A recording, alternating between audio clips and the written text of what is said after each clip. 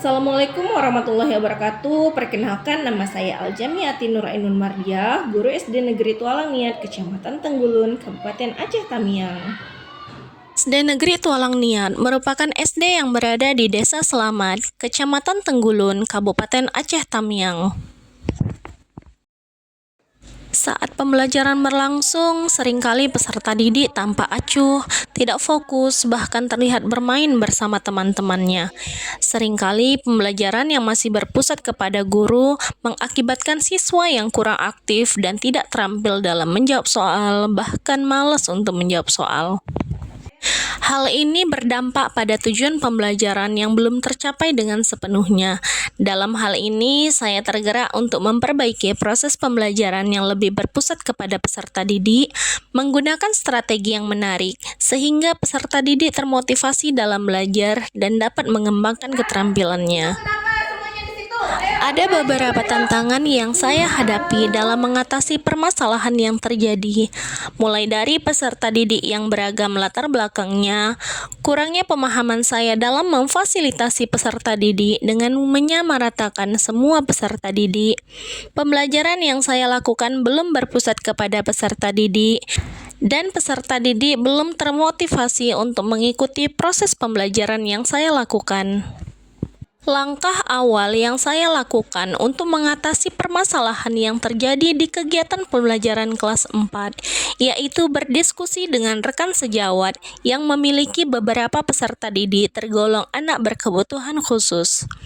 Pastinya beliau lebih memahami perbedaan latar belakang peserta didik di kelasnya. Dengan berdiskusi bersama rekan sejawat yang memiliki siswa ABK, tentunya akan menambah pengetahuan saya dalam melihat karakteristik anak yang beragam di dalam kelas. Untuk mengetahui kebutuhan peserta didik dari kesiapan belajarnya, minat, dan profil belajar peserta didik yang berpengaruh dalam kegiatan belajarnya, saya melakukan pemetaan dengan memberikan asesmen diagnostik kognitif dan asesmen diagnostik non-kognitif menggunakan Google Formulir yang telah saya rancang sebelumnya. Asesmen diagnostik kognitif yang saya lakukan didapat ada 12 peserta didik yang paham, 9 yang kurang paham, dan 6 yang tidak paham sama sekali tentang tujuan pembelajaran yang akan diajarkan. Dari asesmen diagnostik non-kognitif didapat 5 peserta didik dengan gaya belajar kinestetik, 10 peserta didik dengan gaya belajar auditori, dan 12 peserta didik dengan gaya belajar visual, sehingga terbentuklah 2 kelompok dengan gaya belajar auditori, 2 kelompok dengan gaya belajar visual, dan 1 kelompok untuk gaya belajar kinestetik yang akan dilakukan saat proses pembelajaran. Sebelum masuk ke ruang kelas, kami selalu melakukan pembiasaan salam senyum sapa untuk menjalin kedekatan antara guru dan peserta didik. Selamat pagi kelas 4, apa kabar? Baik. Selamat pagi kelas 4, apa kabar? Baik. Selamat pagi kelas 4. Selamat pagi Bu Pia.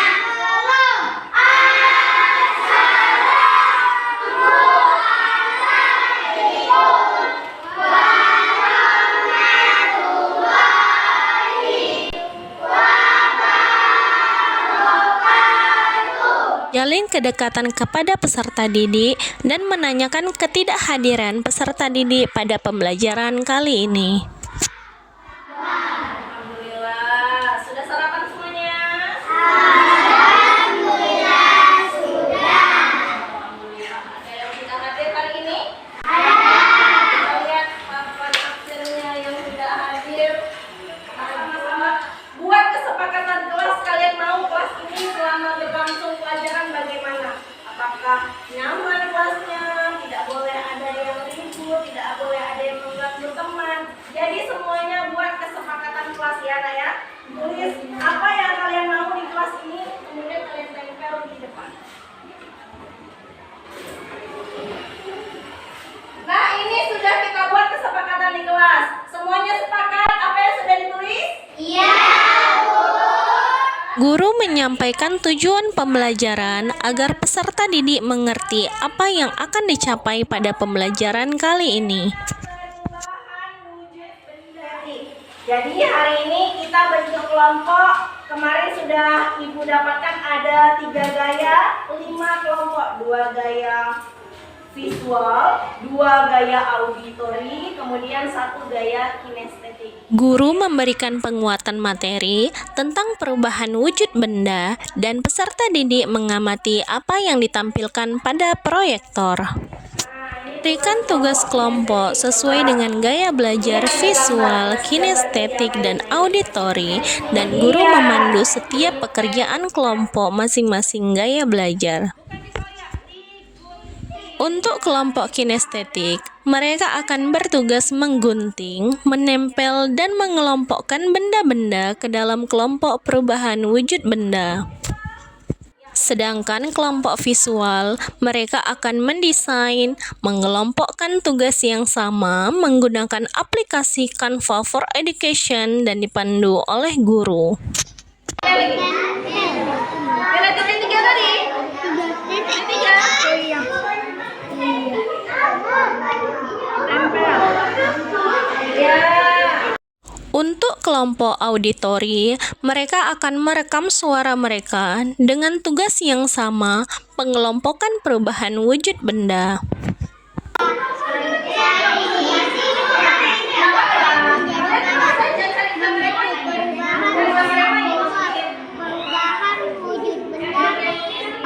Setelah selesai mengerjakan tugas kelompok, masing-masing kelompok gaya belajar akan mempresentasikan hasil diskusi di depan kelas.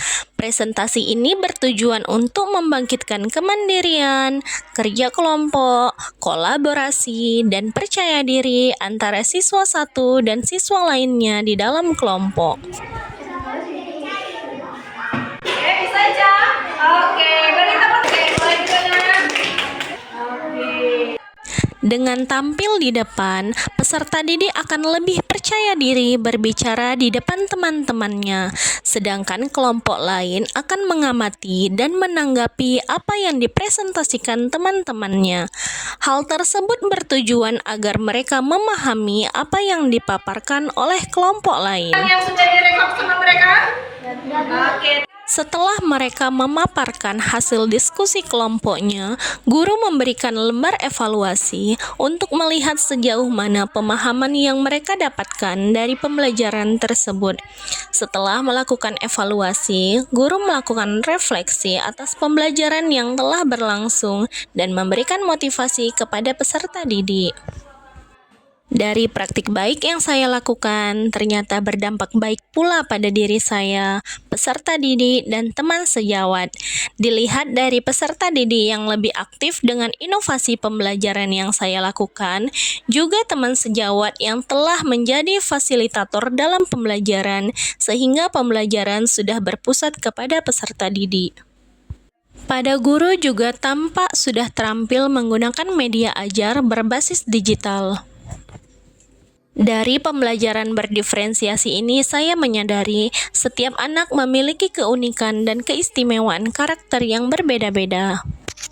Demikianlah praktik baik yang saya lakukan. Semoga dapat meningkatkan kompetensi pada diri saya dan rekan sejawat. Wassalamualaikum warahmatullahi wabarakatuh. Assalamualaikum warahmatullahi wabarakatuh. Saya merupakan rekan sejawat Ibu Mia. Menurut saya Ibu Mia sudah menerapkan pendekatan diferensiasi sebelum pembelajaran sehingga anak-anaknya pun sangat antusias dalam pembelajaran sesuai dengan minat dan bakatnya masing-masing. Anak-anak pun terlihat aktif dalam pembelajaran dan saya lihat juga materi apa yang disampaikan Bu Mia hampir semua anak bisa paham